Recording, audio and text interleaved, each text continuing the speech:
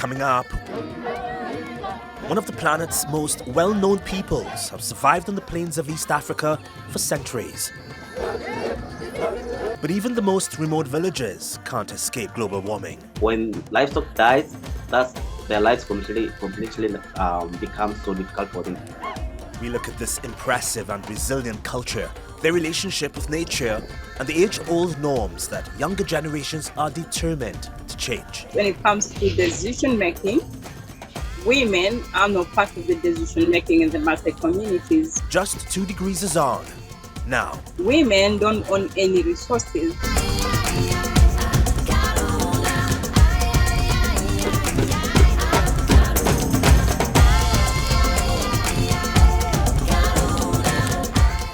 the Maasai are one of the most well-known indigenous tribes. They've got a unique relationship with nature, from the resources they use to run their villages to the African wildlife they live amongst.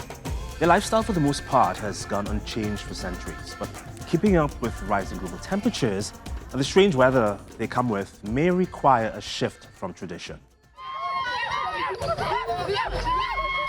Hundreds of young men prepare for a vital rite of passage. The ceremony is called Emanyata. It's a celebration marking their transition to junior elders in the Maasai tribe. They perform the adumu, a traditional dance to display strength and masculinity. We are now graduating to another level, which is manhood. We are now becoming men, so responsible men. My father can live for me a home and I can manage it perfectly because I've graduated from this Manata. It's not a ceremony the Maasai take lightly. Traditions handed down through generations are all about maintaining balance with the natural world. Wanyama sahi wanatembea na sisi, wanatembea na ng'ombe na tunakula mahali moja, ng'ombe anakunywa maji mahali moja na wanyama, na tumeona hiyo ndio faida. Hiyo ndio faida. Sahi tumepata tofauti ya wakati huu na wakati ile ingine. The Maasai live in harmony with some of the most powerful creatures on the African continent. The rhinoceros, water buffaloes, and the king of beasts, with which the Maasai share a fascinating mutual respect. This lifestyle has earned the awe of the international community, and visitors flock in the hundreds of thousands every year to witness this symbiotic relationship. But make no mistake, like the rest of the world, the Maasai and their beastly neighbors suffer too from global warming. Erratic weather has made drought and sporadic flooding more frequent, leaving many grazers, including the Maasai's own livestock, increasingly without pasture.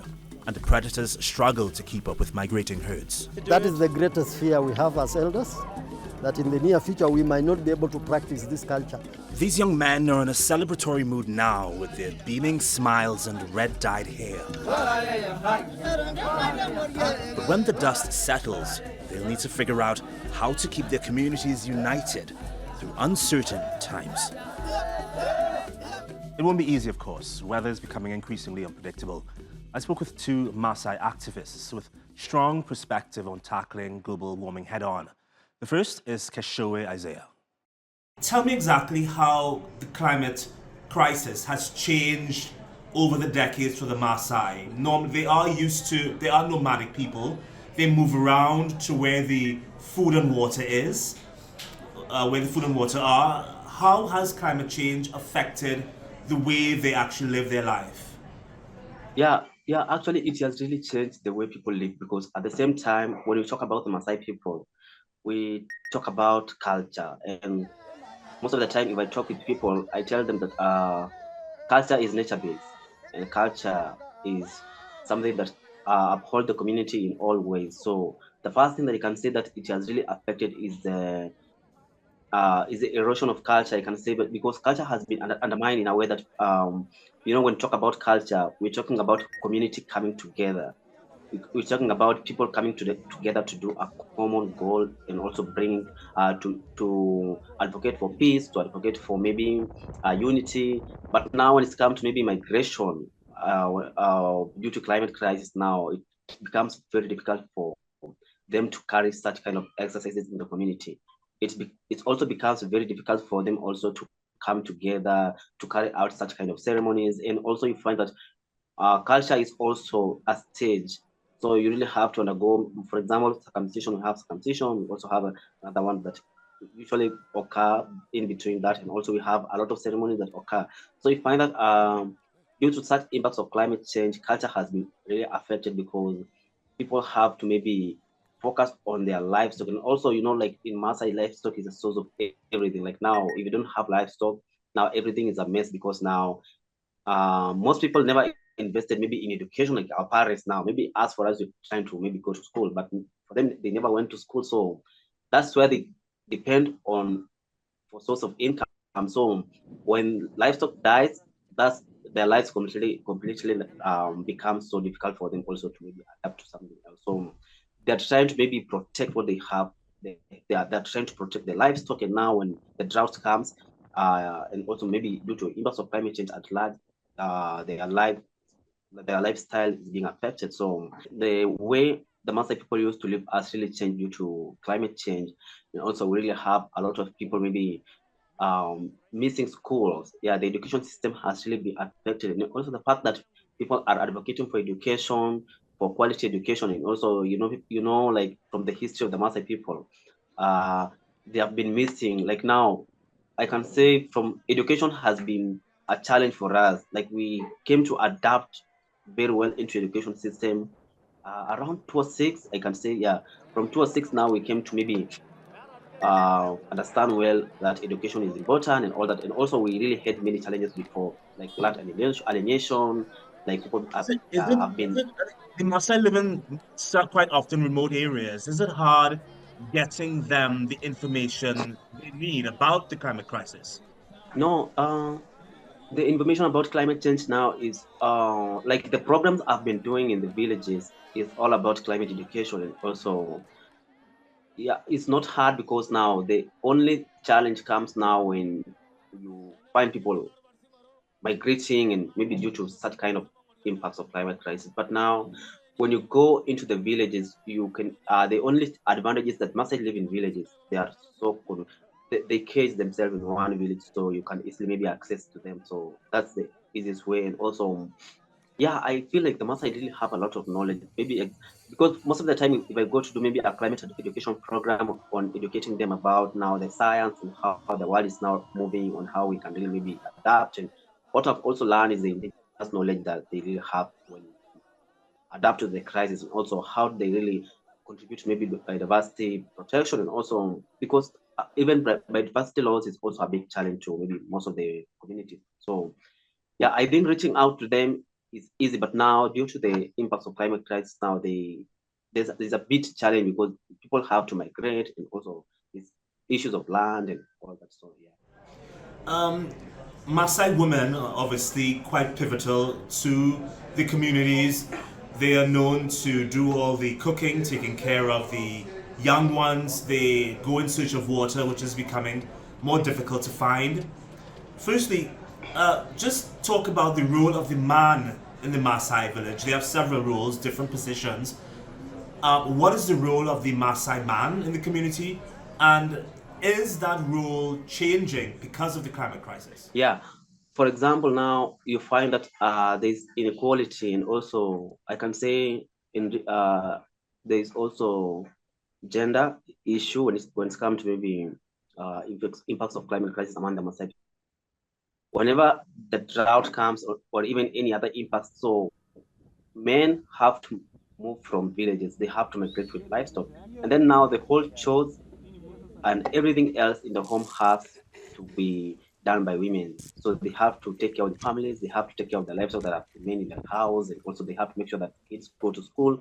They have to make sure that kids also eat half meal, they don't go hungry. So a lot of challenges have to be upon women, and also men have to migrate, and also there's that separation. So I can say there has been also a challenge of maybe women having and also multitasking in a way, also doing a lot of chores that maybe don't even have to be done by them. And also, as you asked me about the role of men, yeah, the role of men have to be like guiding the family, and also making sure the family is stable, and making sure the family has is provided and everything. So, but now when it's come to maybe moving out of the village, migrating with livestock, and also making sure that there's also they also they also safeguard and also protect what has remained. So women have to be left in the village to do everything. And also they also issues of security. So you find out when they go out of the village, because they always provide security, now it's become a challenge also for them. And also when they also move out, it's become a challenge for them also to maybe protect themselves from maybe where they're moving. There are no hospitals, there are no maybe access to maybe clean and quality water. So there's also such kind of issue. So from that point of gender, yeah, women have been maybe on the front line also of the climate crisis. So that's what I can say about it. Yeah. There's a team of unarmed Maasai women called Team Lioness that patrol the plains near Mount Kilimanjaro, protecting wildlife from poachers. It's interesting because traditional Maasai communities are strongly patriarchal, and some practices that have been outlawed elsewhere, including child marriage and female genital mutilation, are still commonplace. These women rangers challenging these age-old traditions can be just as tough as reining in poachers. My community believes that a woman cannot do a physical demanding job. My community believes that women are always maybe weak. That's what they think. They think so, but it's not true. They also believe that a woman is only supposed to be staying at home, giving birth, milking the cows and goats, going for firewood and water. So that's the perception that I wanted to change. Sasa wakati wasichana wameanza, tulikuwa tunaona kama hawataweza. Kwa ajili gani? Tulikuwa tunasema mwanamume ndio anawezana na mambo ya simba, ndovu, ama mambo ya usiku kama hizo. In every profession there are women. Even in engineering there are women, in law there are women. Even the pilots who shoot other countries, they are women. So why not this profession? Edith Santiyian is a Maasai climate activist. So Edith, it's really nice having you on the program. Firstly, can you describe for us what a woman's traditional role in the Maasai tribe is? All right. First of all, a Maasai woman is treated equally as a child, in such a way that when you come home and people are asked, who did you find in this home? They'll say, I found children. And in this capacity, it involves a woman and the children. So in other words, when it comes to decision making, women are not part of the decision making in the Maasai communities. Women don't own land in Maasai communities. Women don't own any resources, because a Maasai woman is treated as something of trade in exchange of cows as dowry during marriage. So in major cases, Maasai women have no say in the community. Describe how these limitations affect a woman's and a Maasai tribe's response to a climate disaster. When it comes to climate disaster, the women actually suffer the most when it comes to climate impacts. For number one, during droughts, women are the ones that are responsible in the grassroots. Men will go in search of work in the urban centers, and they would even go and remarry. But the scenario at the village is very disappointing, because the woman fetches water, whether it's available or not, to ensure that the family has water. And in the process of fetching the water, the woman is exposed to a lot of endangering activities like rape, attack by wild animals, because majorly our people live with the wild animals. Number two is the situation whereby sanitation becomes a major issue, because during monthly periods, women hardly access water for their shower. So you find that their confidence reduces, their hygiene reduces, and the kids actually suffer the same thing. Women go to an extra mile looking for food to feed their families, because their husbands have left to urban centers and there are no livestock. And the moment we don't have livestock, which is actually the major economical activities for the masses due to drought, Men will definitely look for other alternative jobs, like becoming security men in the buildings in the major cities like Nairobi and Kisumu and the rest of the towns in Kenya. But now the women will be remaining with the rest of the children. And remember, Maasais are polygamous people. They would marry up to 3 wives. One man would be having maybe a number of 42 children and a minimum of maybe 10 plus. So you can imagine a woman going to an extra mile, looking for the resources for basic needs and education. Are there discussions within Maasai communities to change these traditions to cope with these climate disasters? Yeah, we have quite a number of community-based organizations and the government law that is actually under anti-FGM, because we have a lot of genital female mutilations which affects our women so adversely. And we have now something that is coming up due to climate change, in which girls are exchanged for greener pastures. In other words, I'll come negotiate to you to give my cows some greener pastures.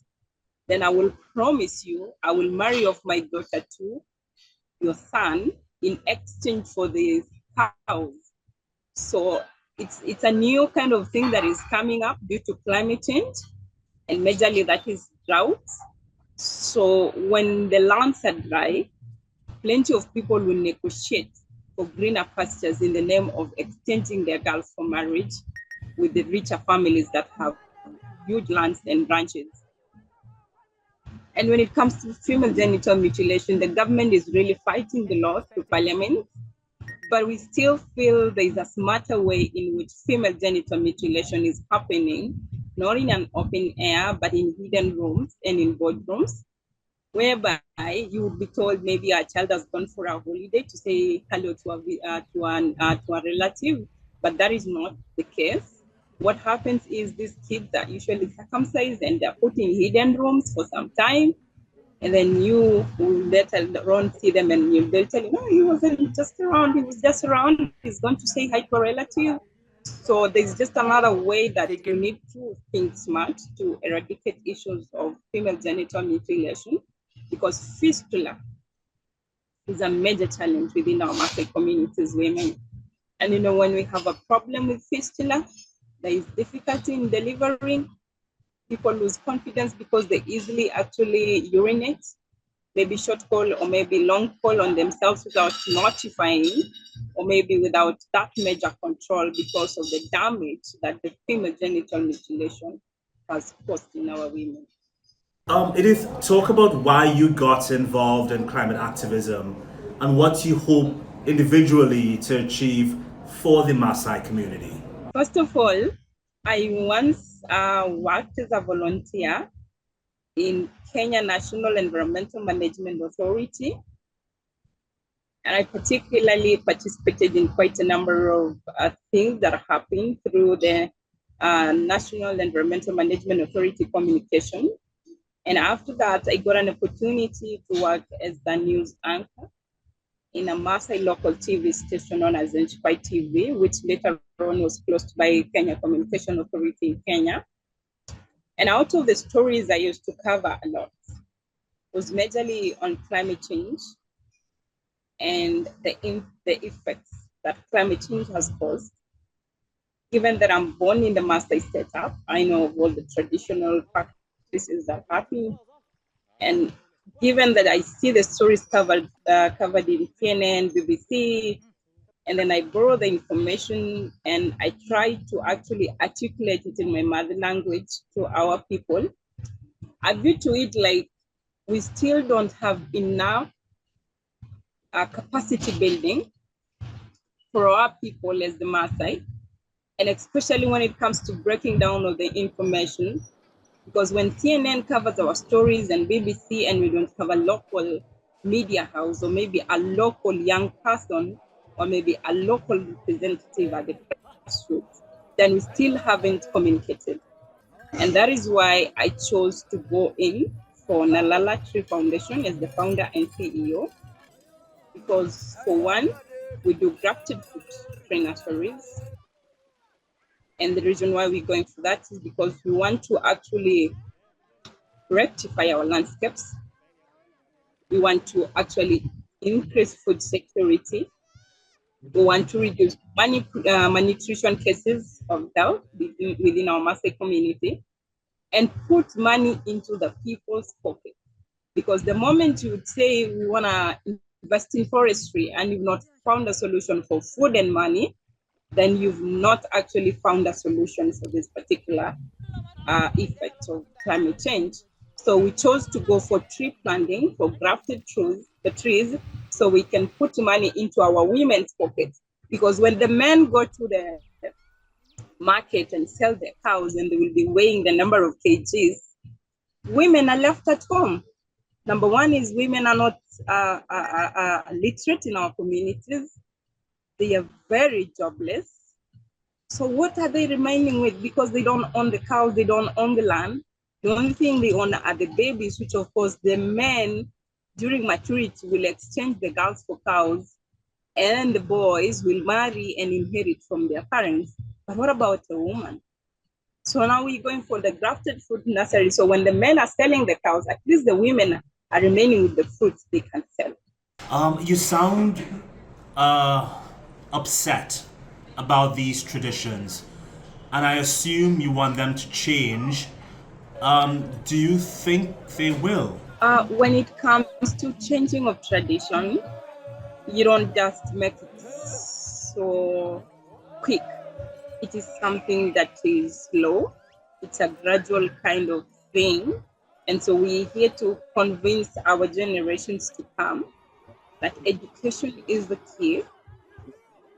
And I don't think upset is the right language to use. We will be a little bit authoritative, but we're not going to be so much into hardness with them, because the moment we become so much hard on them, the more resistant our people want to be. But when I go to the ground and sing in my traditional attire, speak in my vernacular language, and actually embrace the way of culture, because it's not necessarily everything bad about the Maasai. Every practice about the Maasai is bad. There's some traditional practices that are very much impressive and excellent for us. But how do we do it? We do it with wisdom, with the help of the community mobilized, with people that can intervene on our behalf, because I'm very young in my Maasai language, in my Maasai community, and I cannot communicate directly to my superiors and the communities like the elders. So we usually choose community mobilizers to speak on our behalf. And then now we come in and we tell them, we are your children. This is what happened to the government law. This is your rights. These are not your rights. This is what happens when carbon credits come in. This is the percentage you guys will be receiving. This is the consequence of doing this, and this is the benefit of doing this. So I think it requires wisdom. It requires a well-equipped person, and it requires one person who's been on the ground and growing up in that African setup, and undergone all the traditional practices for you to communicate effectively and to actually make a change. There are also Masai in Malawi, and they're getting some help from a government project funded in part by the UN's International Fund for Agricultural Development, or IFAD. It's promoting gender equality by giving farmers the skills to start businesses with their produce. The training focuses on teaching families to work together and especially empowers women to work as equal partners with their husbands to increase productivity. Participants teach these skills to others in their community, helping them become food self-sufficient and making extra income by selling the excess. So we are trying to empower women and men, boys and girls, to be equally participating in the interventions, so that together they are able to realize the importance of, joint decision making at household level. Ifende atithandiza kwa basi kudera twino project imeneyi. Chifukwa lero ntedza uri mango ulimo umodzi panzerepo basi umodzi koma limeru ukololera ifazi maira sintha dera tulinoli limeru ukololera ifazi mbande renga mbali yaikulu zedi maka kumbali ya ntedzayi azibambo mwina mango thandizira ko chabe ndaonanso mmene tikupezera phindu nchifukwa alowa nawo kuti azilani nawo azilima nawo. And that is our show. Until next time.